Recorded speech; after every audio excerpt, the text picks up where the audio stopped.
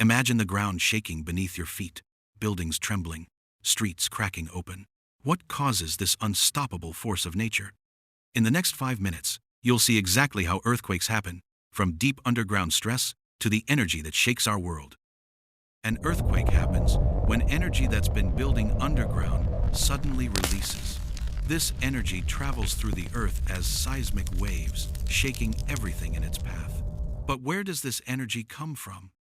The answer lies in the Earth's tectonic plates. The Earth's crust is split into massive slabs called tectonic plates. They move slowly, but constantly. At the edges where they meet, called faults, stress builds, like a compressed spring.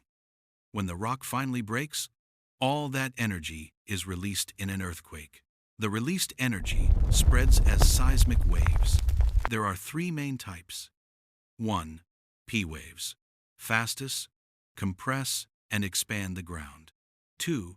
S waves. Slower, shake the ground side to side. 3. Surface waves. Travel along the surface, causing the most damage. When these waves reach the surface, the impact can be dramatic. Buildings sway, roads crack, and tsunamis may form near oceans. Studying earthquakes helps scientists predict risks and design safer buildings, saving lives. The largest earthquake ever recorded was a magnitude 9.5 in Chile, powerful enough to slightly shift the Earth's axis.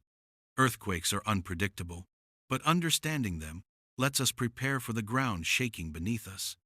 If you found this breakdown fascinating, subscribe to Sci Reaction for more amazing visual explanations of science in action.